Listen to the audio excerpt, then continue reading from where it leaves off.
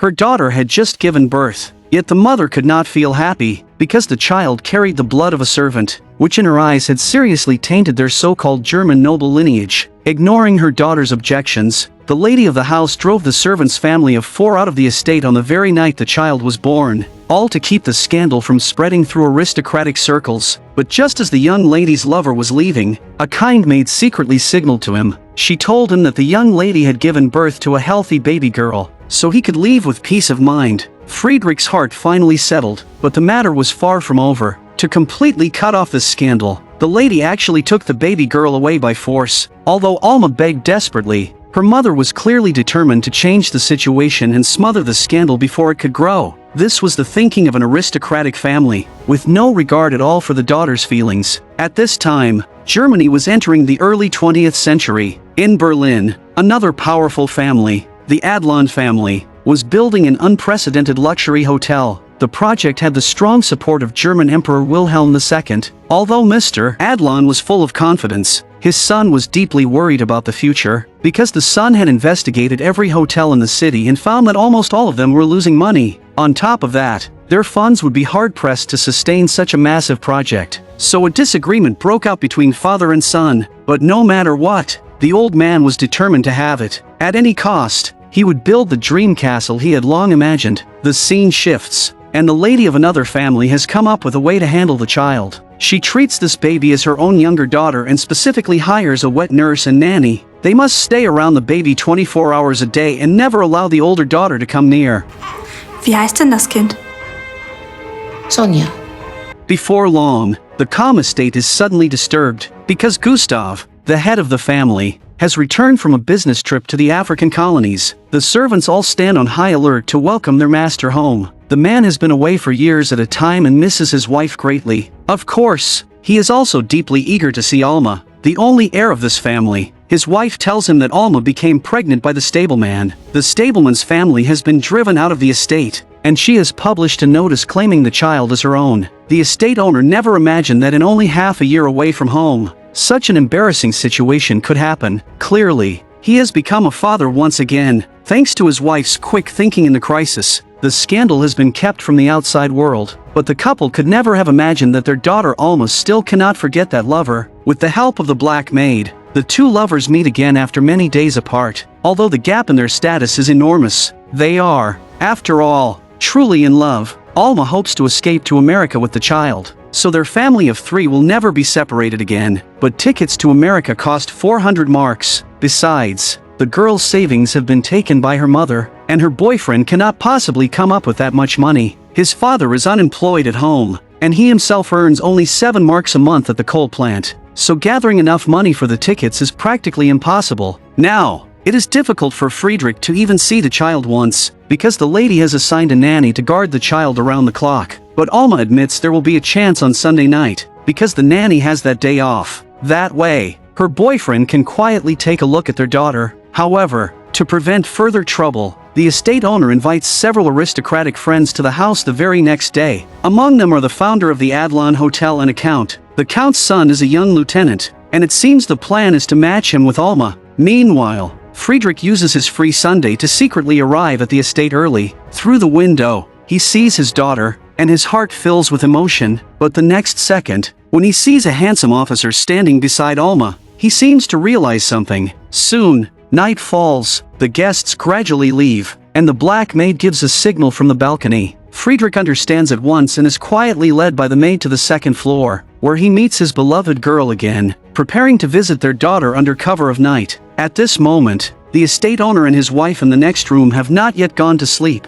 To surprise the wife who has been alone for half a year, the husband specially places a diamond ring he brought back from Africa onto her hand. On the other side, Alma brings her boyfriend into the room where the baby is resting. Looking at his sleeping daughter, Friedrich is so heartbroken he almost cries. He gently touches the baby's tiny hand, afraid of waking her. This tiny life, not yet a month old, is the continuation of his blood, and a child he has never had the chance to protect. He feels both shaken and softened, while guilt and regret stab through him. Perhaps in this moment, He truly understands for the first time the responsibility and attachment of being a father. The tears sliding down his face are not only joy and emotion, but also self-blame for the time he has missed, and a silent vow that he wants to make up for it and protect her in the future. It is time to leave. With Friedrich looking back in reluctance, this brief meeting between him and his daughter comes to an end. But what no one expects is that when Alma returns to her own room, her father discovers their secret. The estate owner storms forward in anger and slaps his daughter hard across the face. Her father absolutely forbids her from having any further contact with that boy. This is the face of an aristocratic family, and it cannot be destroyed because of Alma's stubbornness. For now, if he lets his daughter marry the Count's son, he can not only stop the scandal from spreading, but also complete an alliance between noble families. Eine verheiratete Frau hat viele Möglichkeiten, sehr viele. Ein wenig mehr mit dem kleinen Schwesterchen zusammen zu sein. Und um deinen Friedrich musst du dir keine Sorgen machen, da kümmere ich mich drum. When her father says he will make proper arrangements for Friedrich, the girl finally turns from grief to relief and can only agree to this decision for now. Sure enough, while the estate owner's friend is building the Adlon Hotel, Friedrich is arranged to work there, becoming one of the first employees of the Grand Hotel, with a future that seems bright. On the other side, Alma can only follow her father's idea and first try to get to know the Count's son, but soon, the involvement of a female photographer makes this complicated relationship even more confusing. As time passes, this contact lasts 3 full years. Today, the estate invites a photographer to take wedding portraits for the two of them. Clearly, they are about to enter marriage. Everything seems to be going smoothly, but Alma's mother unexpectedly discovers that her daughter has grown close to the photographer they hired. In that conservative era, the way the two behave is somewhat improper, but if you think carefully, it does not really seem like much. Still, many women's instincts are sharp, and they can often sense something from the smallest details. At the same time, a giant airship suddenly appears in the sky, making everyone curious as they gather below to watch. In the early 20th century, Germany already possessed such powerful industrial strength, and it was truly dazzling. Not only that, after years of construction, the Adlon Hotel is finally completed. Its grand architectural presence symbolizes world-class luxury and the glory of the age, and it also carries the dazzling legend of Berlin and Europe's high society. Even Emperor Wilhelm II attends the hotel's opening ceremony. This is the glory of the Adlon family, and they truly have achieved world-class perfection. The hotel costs about 17 million marks in total, an enormous sum at the time. It is also a landmark of Berlin in the late imperial era, one of Europe's top luxury hotels. On the day the hotel opens, Alma's whole family comes to visit. The little girl running and playing is Friedrich's biological daughter, Sonja, but they honor their old promise and cannot acknowledge their own flesh and blood. Still, when no one is paying attention, Friedrich takes the initiative to approach the girl, chatting with her and keeping her company up close. Perhaps this too was a kind of comfort, but very soon, he is called over by the estate owner. This job was introduced by Alma's father, with the purpose of keeping him away from his daughter. By now, the lady also knows the secret behind all this, and still looks at him with disgust. Life gradually moves toward calm. Before her marriage, Alma spends every day with this American female photographer. Their feelings also heat up quickly, because Alma has been restricted by her noble identity since childhood. She is a girl with an extremely closed-off mind. Now the photographer's appearance is like a beam of light pouring into her dark world. Those days and nights bound by rules, and that loneliness no one understood, all disappear in the photographer's company, but the scene of the two playing in the lake is seen clearly by the lady from not far away. A bad omen seems to rush toward them. To avoid another scandal, the lady prepares to marry her daughter off early. Even the wedding dress has already been custom-made for Alma, but Alma has one condition. After the marriage, her daughter Sonja must be allowed to stay by her side. She has always been moving along the path her mother set for her, but this time,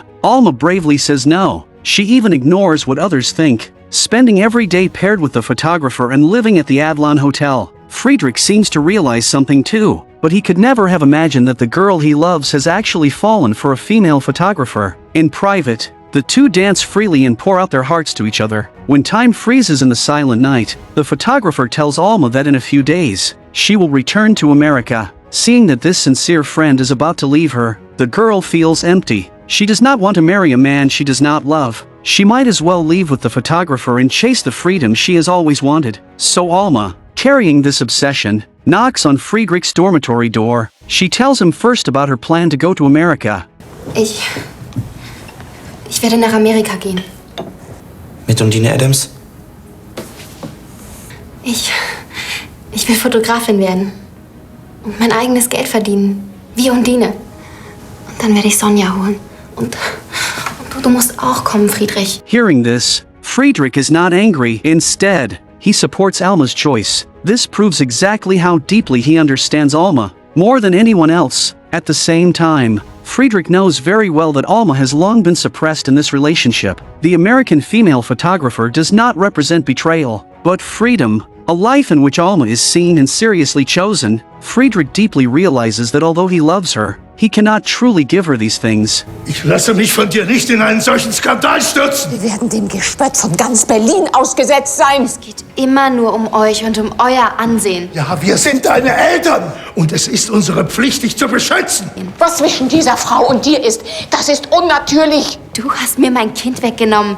Das ist unnatürlich, Mutter. Da steht die. Faced with his daughter's strong response, this time the estate owner holds back his hand, but since this is her choice, her father decides to cut ties with her, and she should not expect any inheritance from him. At this critical moment, the black maid brings Sonja over. The mother does not hesitate at all, picking up the child and leaving, and this is the one obsession Alma cannot let go of. But at this point, no one can stop her from chasing freedom. She must truly live once for herself. Finally, the photographer is about to set off with her. Alma tells Friedrich that the black maid will keep her informed about the child's growth. But just then, Alma's fiancé arrives in anger. He feels he has been played by this woman and wants to demand justice, but Friedrich stands in his way. Friedrich helps her get through this crisis. He is the person Alma can trust most. Let their love drift away with the wind. Those feelings and struggles hidden beneath aristocratic etiquette, those unspoken attachments and debts, all become a gust of wind at the moment of departure, blowing through the streets of Berlin. In the blink of an eye,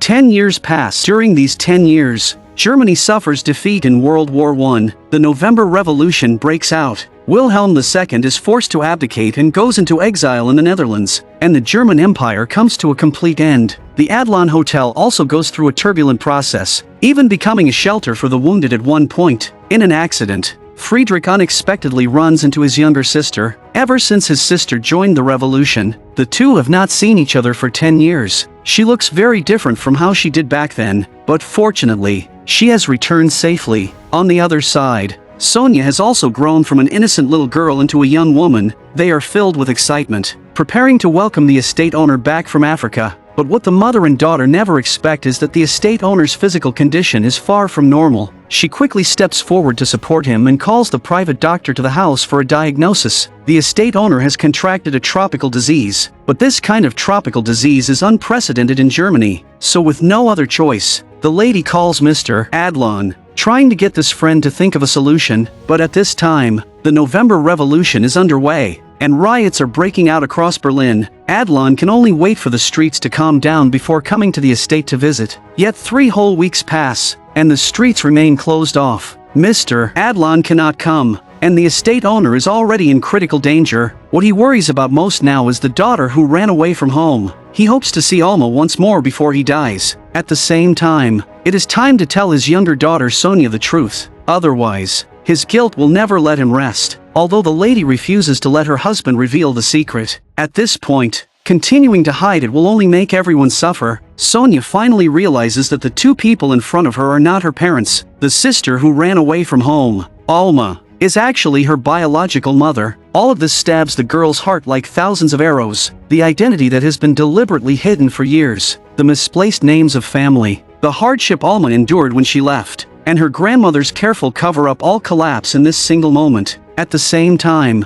the black maid who has cared for Sonja suddenly appears nearby. The girl suspects that she too has been lying to her all along. Seeing Sonja in such pain, the maid finally tells her the truth. After the streets of Berlin calm down, the girl comes to the Adlon Hotel and secretly visits her biological father. By now, after 12 years of struggle, Friedrich has gone from an unknown young attendant to the hotel lobby manager, and his hard work has finally paid off. The girl watches him from a distance, but does not yet have the courage to recognize him openly. Still, learning who her biological father is already gives her enough happiness. But soon, unfortunate news arrives. Because the estate owner cannot receive effective treatment, this once powerful businessman still passes away. Many friends from his lifetime come to mourn him, yet just as everything seems settled, people vaguely notice a car arriving at the door. That's right, Alma, who has been in America for 12 years, finally rushes back before her father is buried. The lady stands up in shock, because time has flown by, everything has changed, and her daughter no longer looks like the girl she once was. But no matter how many complications there were back then,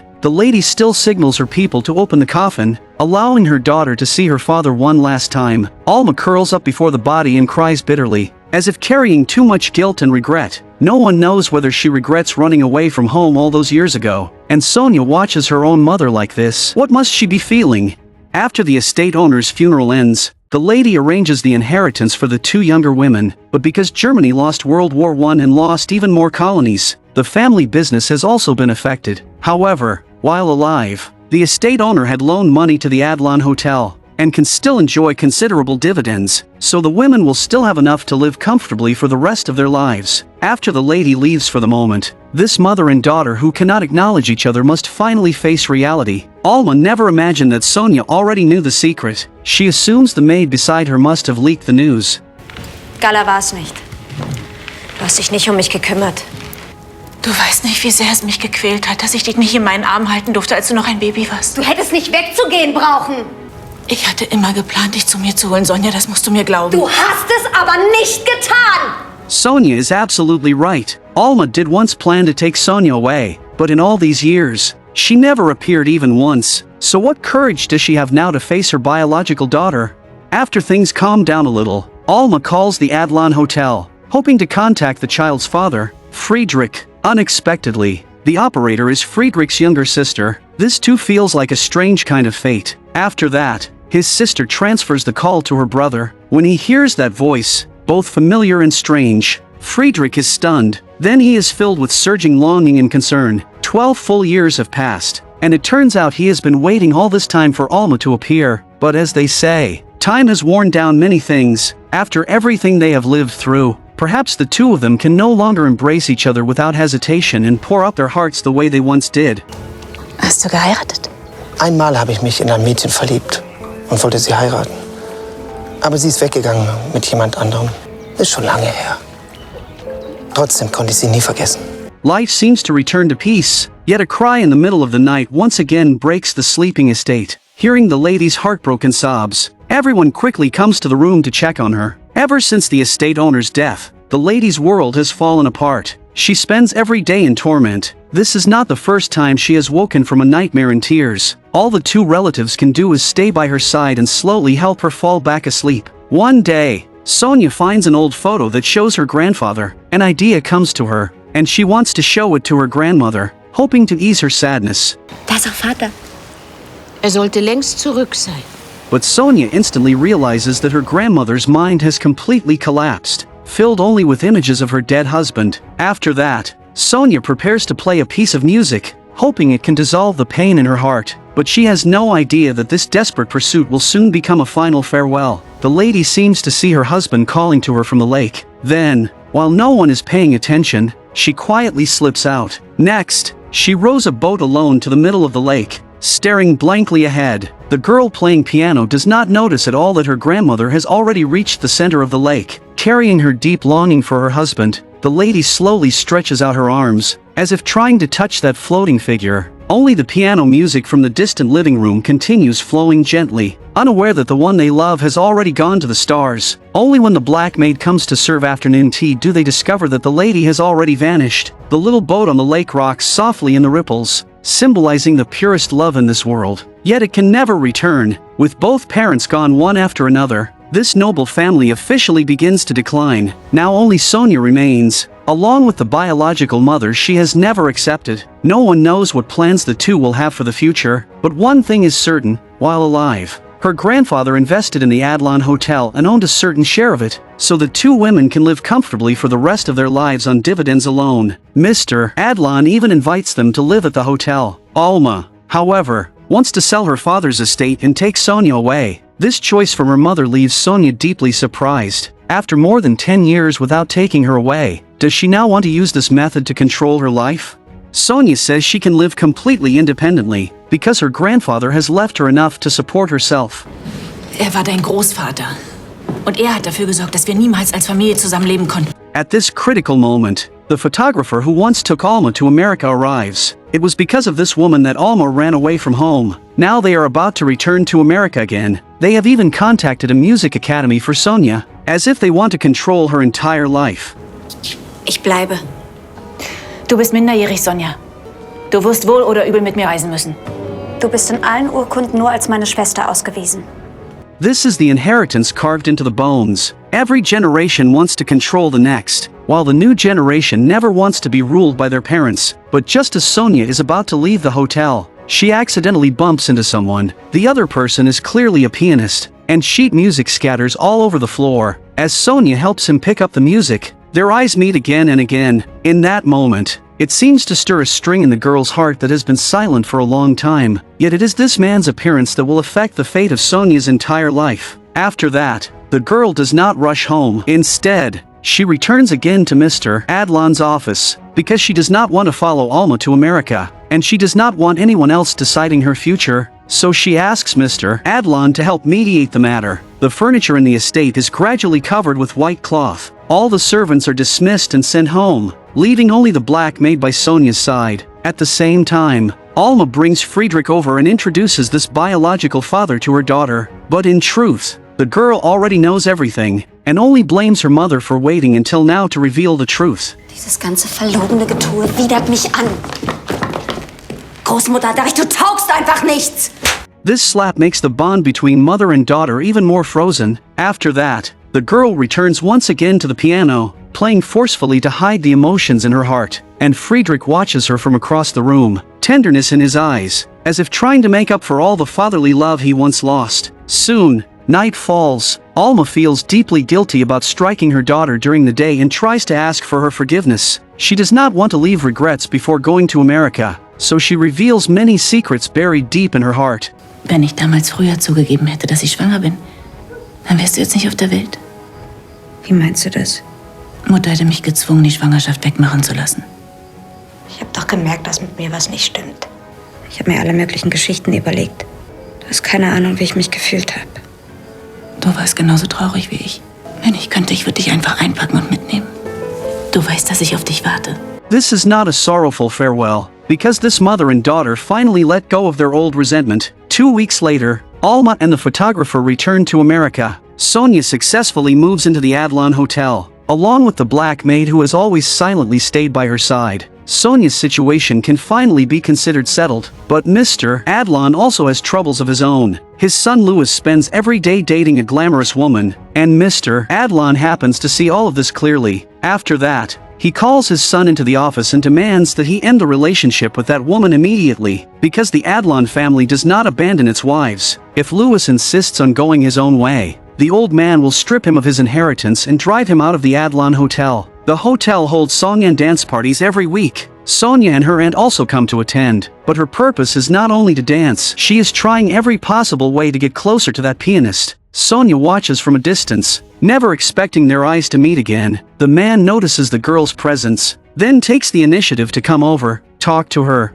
and invite Sonja to dance. Perhaps fate is always mysterious. The two only met once a few days ago, yet it already feels as if they were meant to be. The spark comes suddenly and without warning. When the time is right, the man gently kisses Sonja. This makes the girl's heart race even more, filling her with the tremble of youth. At the same time, Adlon's son is still with that woman, letting loose in the dance hall. He has clearly taken none of his father's words to heart. Seeing how recklessly they behave, the old man is filled with disappointment and angrily leaves the party floor. After that, he walks through the streets of Berlin, his heart heavy with melancholy. But when he turns back to look at the palace-like hotel he built with his own hands, he fails to notice the street behind him.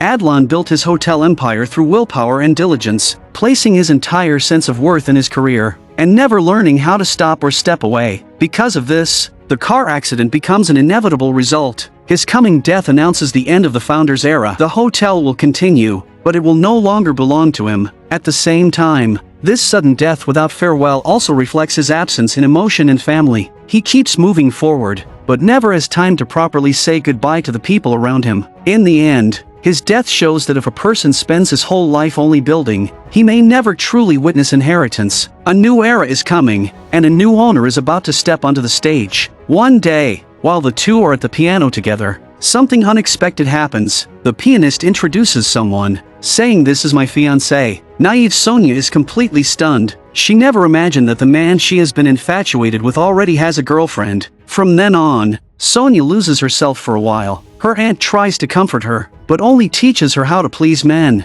Until one day, Sonja accidentally sees a famous Berlin radio announcer in the hotel lobby. The girl is very interested in radio music, so she volunteers herself, trying to win a position at the radio station. When the man hears that she is the young lady of the Schatt family, and that she also has the support of the Adlon Hotel owner, he weighs the pros and cons and decides to give her a chance. It has to be said that no matter the era, family background and connections are always the easiest key to opening the door of opportunity. And just like that, the girl successfully enters the world of broadcasting, and with the help of her mentor, slowly becomes a qualified announcer. Life seems to have returned to the right track, and she also appears to have forgotten that innocent young love. But one day, Sonja accidentally discovers a letter. It is actually Julian's wedding invitation. Without question, this is like sprinkling salt on a wound that was just about to heal. The girl feels that pain again and immediately tears the invitation to shreds. But as she is walking back to the hotel in the rain after work,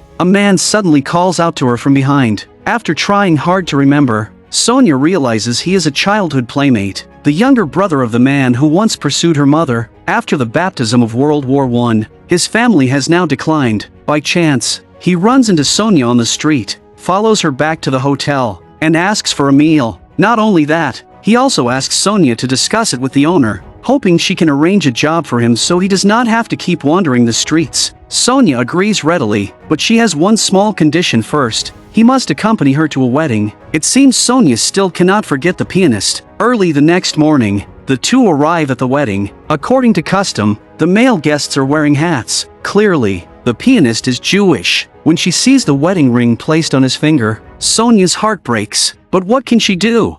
She can only face reality. As time passes, Germany begins entering an age of turmoil. Adolf's anti-Semitic policies officially rise, but the Adlon Hotel remains a place of entertainment for the upper class. Today, the hotel welcomes a distinguished guest, Josephine Baker, known as the hottest female performer in Europe. The lights at the scene are dazzling, the crowd is roaring, and everyone is welcoming Josephine's arrival. A large number of followers also gather in the hotel lobby, just to catch a glimpse of this beautiful black star, because there is a performance coming up. Sonja's friend has specially managed to get 2 tickets. Unexpectedly, the pianist is also at the scene as a fan. He spots Sonja in the distance and immediately comes forward to greet her. He also pulls 2 tickets from his pocket, hoping to invite Sonja to watch the performance with him. This means they now have 4 tickets, enough to bring the girl's personal maid along as well. As one of the highest-paid female stars of the mid-1930s, Josephine's performances are always packed. Sonja and her group witness a truly dazzling moment, especially the black maid, who shares the same skin color and is filled with shock and emotion. But soon, as the music suddenly stops and the 4 prepare to leave the theater, an unexpected disaster is about to happen. This group is not only hostile toward Jews, but also especially hostile toward people of color. They often gather on dark streets and commit violence against those they see as outsiders. Julian, unfortunately, is Jewish. The conflict between these groups has reached a point where it is almost impossible to reconcile. So impulsive violence becomes almost inevitable. Sonja's friend Sebastian steps forward to help, but he too is brutally beaten. Seeing the situation rapidly worsen, Sonja runs over crying and shouting. Fortunately, the Gestapo captain appears in time, finally ending this tragedy, because he is Sebastian's brother. However, the two have never had a good relationship, so helping this much is already more than expected. But at that moment, a gunshot suddenly rings out from behind. Sadly, the maid becomes an innocent victim. Sonja cries beside her until her heart seems torn apart, because this maid has always worked faithfully and has accompanied 3 generations of the family. She even loves Sonja more than anyone else does. She is also the warmest support in Sonja's life. The maid is buried in the family cemetery. This is a recognition of her identity, with no distinction of class or skin color. It is Sonja's highest tribute to decades of companionship, and the best proof that she saw her as family. Berlin radio is recording a program, but the female director unexpectedly notices a man outside the studio holding up a note, asking her to have dinner with him. Sonja is a little surprised. The man is clearly already married. Could he have other intentions? So the girl arrives at the restaurant on time with this question in mind. In truth, the two once had a relationship. Unfortunately, the man deceived her and married another woman. Now, however, he grabs Sonja's hand, leaving the girl caught off guard. It turns out his relationship with his wife has broken down, and they have been separated for years. And Sonja is currently still single, so rekindling old feelings seems understandable. Und du glaubst, dass ich mich noch einmal in dich verlieben werde?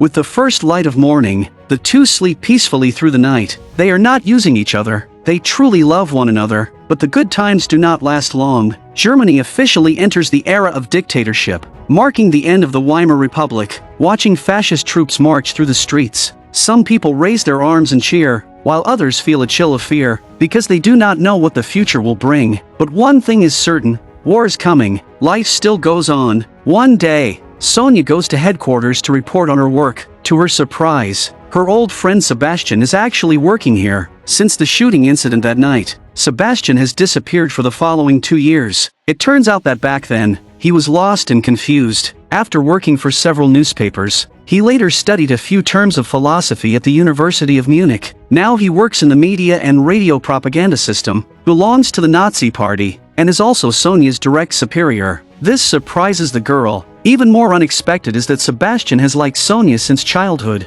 When a person hears that the one they love has reunited with someone else, jealousy often twists the heart. For now, Sebastian does not show it, but on a night in 1933, when the Reichstag is set on fire, the Nazis begin mass arrests of dissidents and left-wing figures. Among them are several of Sonja's colleagues. These people are liberals, and perhaps also editors sympathetic to Jews. The Nazis see radio as a core mouthpiece of propaganda. They must remove all unreliable personnel to prevent public opinion from slipping out of control. Intellectuals who oppose the Nazis, of course, cannot escape arrest either. Sonja tries to make a phone call, hoping to warn her boyfriend to flee quickly, but it is already too late. The phone keeps ringing, but there is no time to answer. They must escape immediately, yet the phone is answered by that shameless man. Julian, Sonja hier. Frau Schad. At the critical moment, Julian and his colleague run desperately, but unexpectedly, the soldiers behind them have already opened fire. Sonja seems to hear the gunshots too, and can only hope her boyfriend escapes as quickly as possible. But with one scream, everything ends. Julian is shot and falls to the ground. Sonja's face is full of terror and unease. Fortunately, the bullet only hits Julian in the shoulder. After treatment, he is locked inside a Nazi detention camp. Using her connections, Sonja does not get to see the man she loves until a month later. Everything feels like a lifetime has passed. Their reunion in the detention room leaves both of them silent for a long time. They can only hope this storm of a chaotic era will soon calm down, but what cannot be known is how much longer Julian will remain imprisoned. Ich bin schwanger. Du willst es doch nicht behalten, Sonja? Ich werde sie Maria nennen.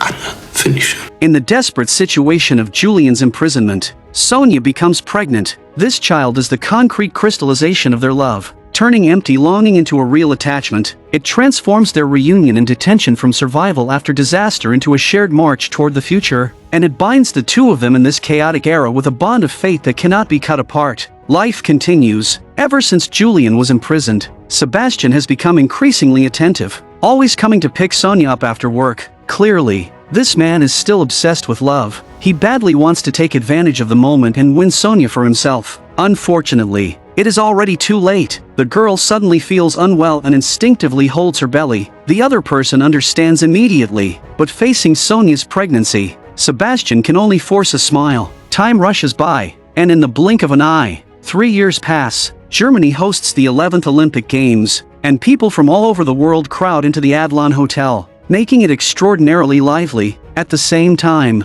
to project the image of a civilized nation, the Nazis release some of the prisoners they had previously detained. When Sonja sees Julian again, tears blur her eyes. She has waited far too long for this moment. Her hopes through countless days and nights have finally come true. She can no longer suppress her emotions and rushes into Julian's arms, hiding 3 years of longing inside this late embrace. Sonja, müssen so schnell wie möglich weg von hier.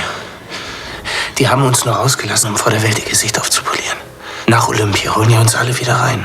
That's right. The release of these Jewish prisoners is only temporary. After the Olympic Games end, Julian and the others may be arrested again, so he hopes to flee with Sonja as soon as possible. At the same time, Sonja's father brings over their daughter. They plan for the family of 3 to go to London and escape Nazi-ruled Germany, but beautiful hopes always make people overlook the cruelty of reality. Sonja thinks she is only going back to the radio station to submit her resignation, but Sebastian stops her and invites Sonja to take part in the radio broadcast of the Olympic opening ceremony. Facing this situation, the woman feels extremely torn, so without the slightest hesitation, she tells him that she wants to go to Britain with Julian. What she does not know is that it is this friend's scheme that will make her husband and child disappear. Sebastian secretly tells the SS that Julian is preparing to escape. At this moment, Julian appears to be playing with his daughter in the park, but secretly he is making a deal for fake passports to prepare for leaving the country. What he does not know is that Julian's movements have long been watched by the SS. As the balloon he has just bought for his daughter rises into the sky, the fate of the family is officially rewritten.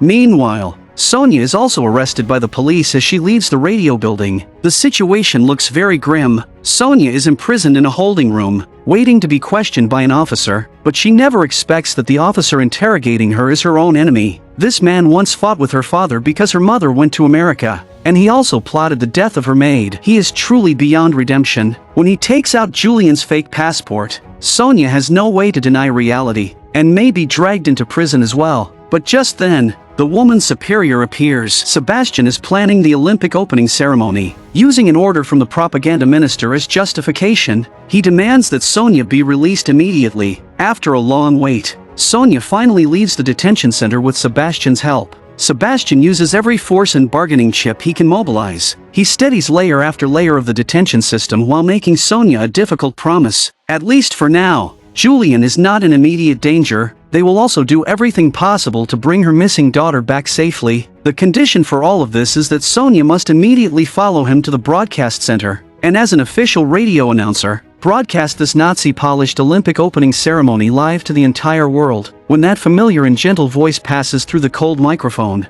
through dense radio waves, and into every corner of the city and every receiver, everyone who has heard her broadcasts instantly recognizes it as Sonja's voice. That voice has once warmed countless hearts in turbulent times, but now it carries a suffocating heaviness as it drifts into the ears of her husband, who is being sent to an unknown place. No matter what, he cannot believe that the wife he loves would stand in the Nazi camp and speak to the entire world with such a voice. And he himself is a Jew, someone the Nazis view as an inferior race and whose life could be taken at any moment. Sonja's choice is like the sharpest knife, stabbing through his final hope and faith. He does not even dare think too deeply about whether his wife has been forced to compromise, or whether she has betrayed everything they once stood for. This tearing pain is harder for him to bear than any torture. After Sonja finishes the broadcast, she quickly tries to see her daughter, but to her surprise, her daughter has not been released. Sebastian is somewhat embarrassed, so he puts on an act and walks to the phone to ask his superiors what has happened. Then he weaves an unforgivable lie for the woman he loves. Yes, Julian hat sie mitgenommen. Sie haben beschlossen, ihn abzuschieben.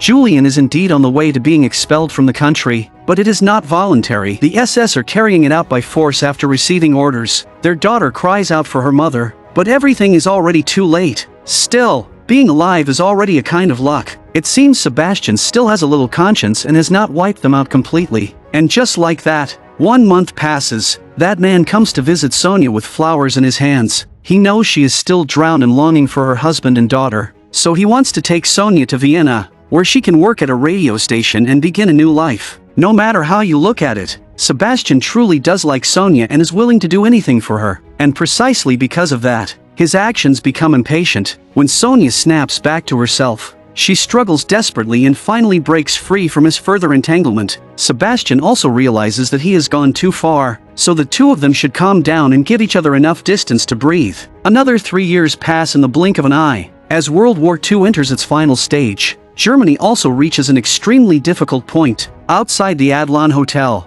everything is in ruins. The hotel owner Louis is also in declining health, so he temporarily hands the hotel over to Sonja and her father, then goes with his wife to a country estate to recover. What he does not know is that after this farewell, they will never have the chance to see each other again. Back at the estate, Louis and his wife spend a peaceful stretch of time, but disaster comes without warning. One day, the roar of cars sounds outside, and the woman inside the room immediately senses something is wrong. Soviet trucks have already driven into the courtyard. The situation is extremely dangerous. They must burn everything connected to the Nazis to prevent the other side from finding evidence and charging them with the serious crime of collaboration. But things are more complicated than imagined. Because the estate where Louis lives is extremely luxurious, the Soviet officer suspects he is some kind of Nazi officer hiding here under the identity of a hotel owner to avoid capture. So the Soviet troops decide to take him away for questioning. They would rather arrest 1,000 extra people than let one suspect go. And so Louis is taken away by the Soviet troops, leaving only his wife crying in heartbreak. In that moment, her world completely collapses. As time passes, Berlin is basically occupied by Soviet forces, and the Nazi regime declares its downfall. Meanwhile, after several days of interrogation,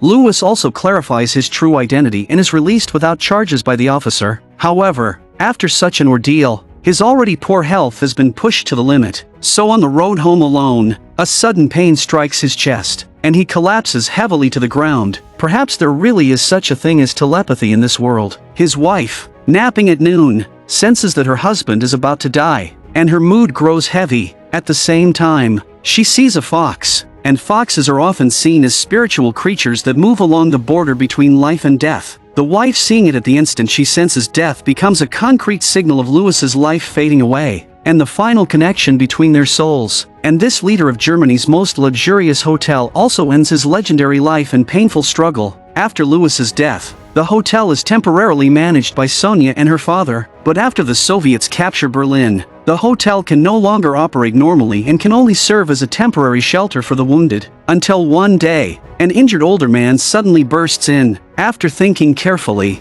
Sonja realizes that this Nazi officer is the very man who caused her separation from her husband and daughter. At the same time, Sonja's father also recognizes him. Aber sofort! Raus! Schnell!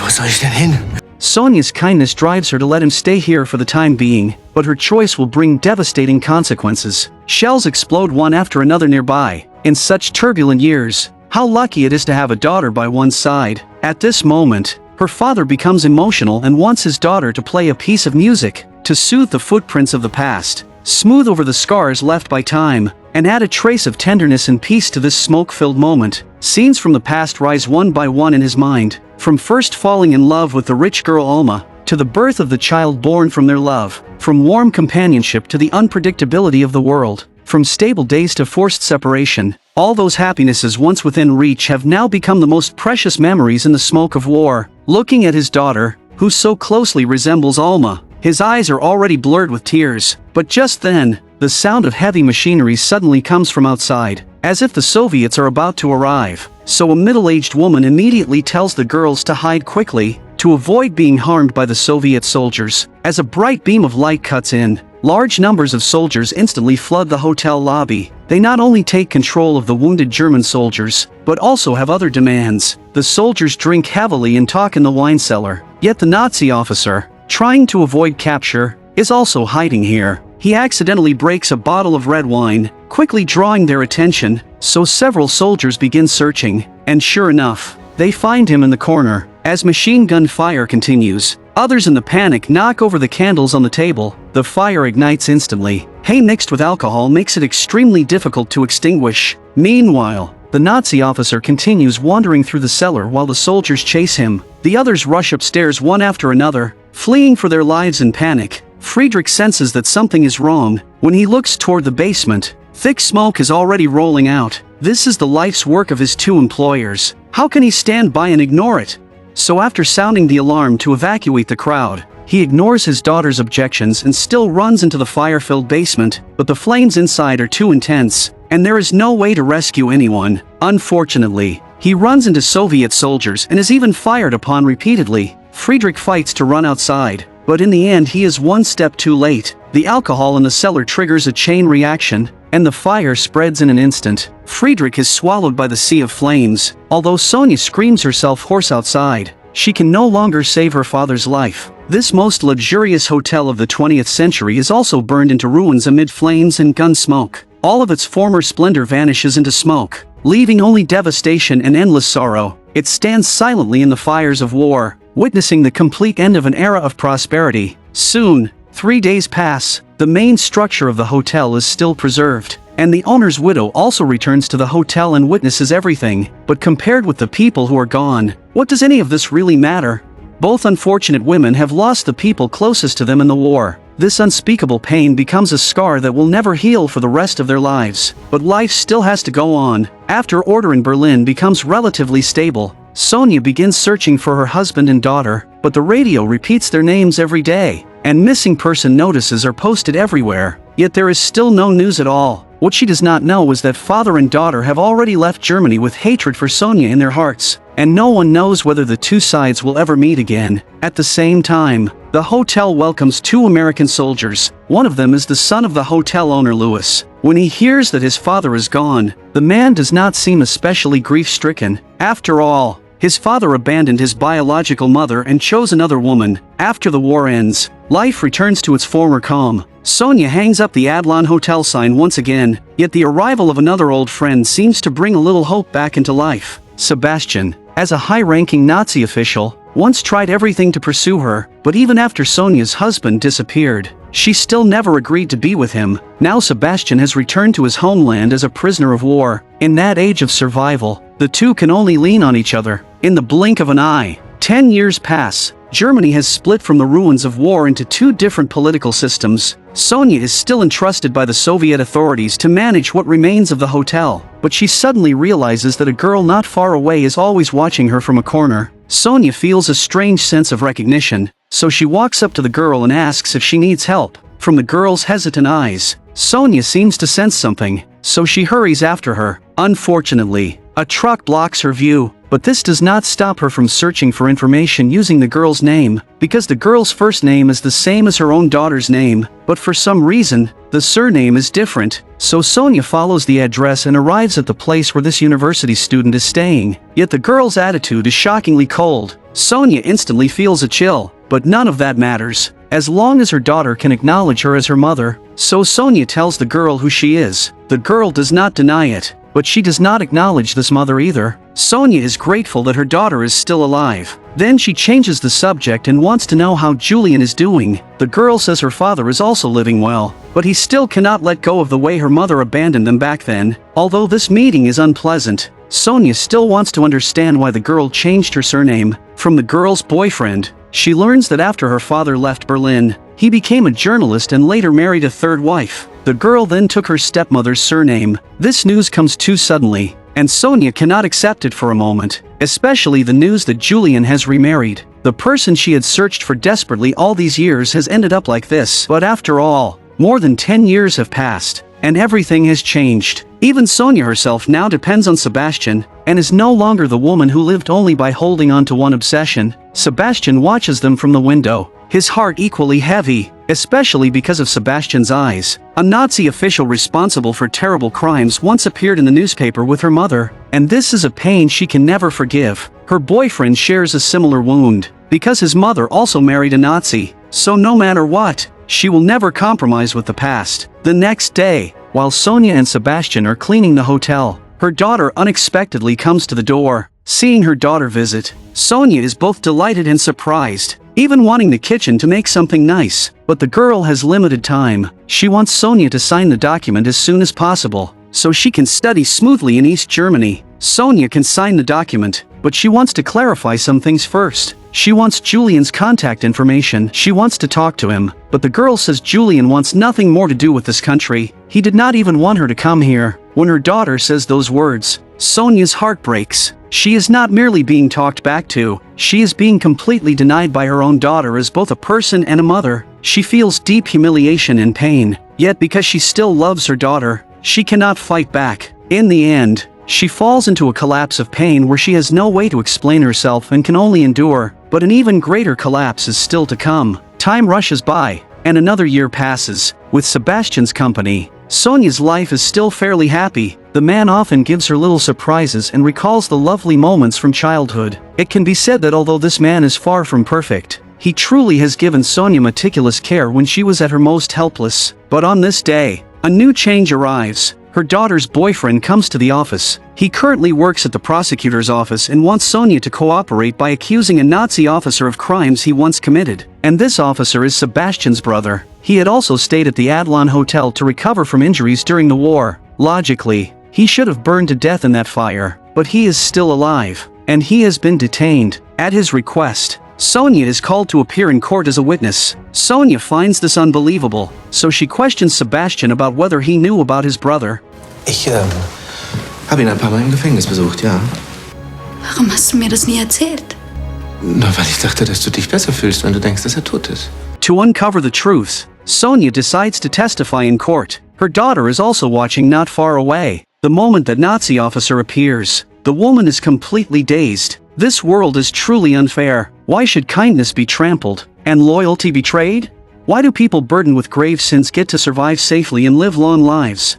After the two speak briefly, they get to the main issue. As the staff repeats his statement, this officer admits that during the war, he helped Sonja's Jewish husband and daughter leave the German border. He hopes this humanitarian act can reduce his sentence, but Sonja directly denies it, because the person she asked for help back then was the officer's younger brother, Sebastian. Sebastian was a senior executive at the radio station and used his position to help Julian, and Sonja can be certain that if Sebastian had not stepped in, her husband would definitely have been killed by the man standing before her. No one present expects that Julian's deportation was actually part of a long-planned conspiracy. Mein Bruder ist zu mir gekommen und hat mich darum gebeten, dass ich Julians Zimmermann abschiebe.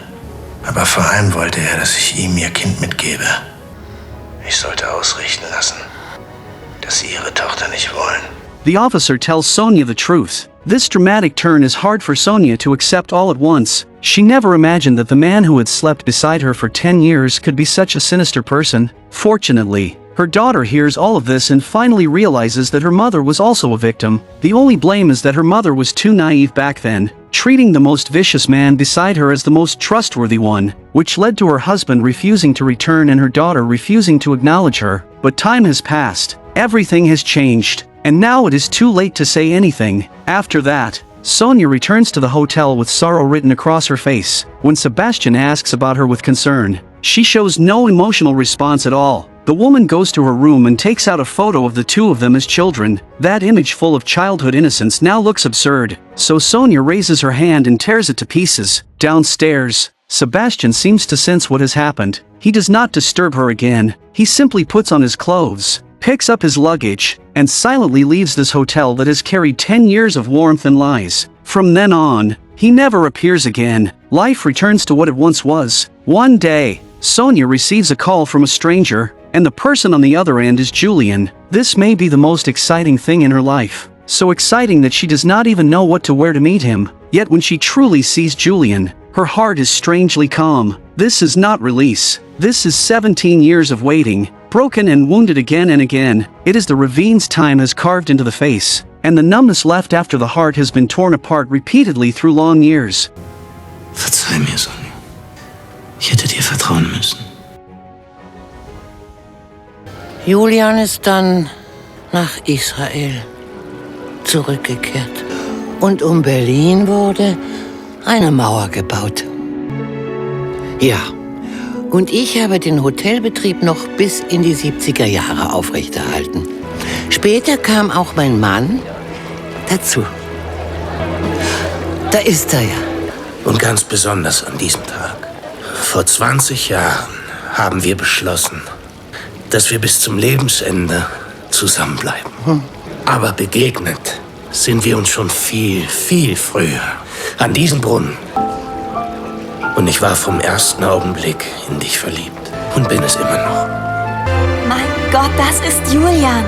Einige Jahre nach dem Tod seiner Frau hat Julian mich auf Long Island besucht. We use memory to keep it from ever fading. Even after the world changes and people's hearts wander, that first warmth and attachment remains the safest refuge when we are tired. Sonja gives her entire life to the Adlon. She tries to protect the soul of this place. This soul is neither good nor bad, and right or wrong no longer matters. It absorbs everything that disappears and is born again. This is life itself.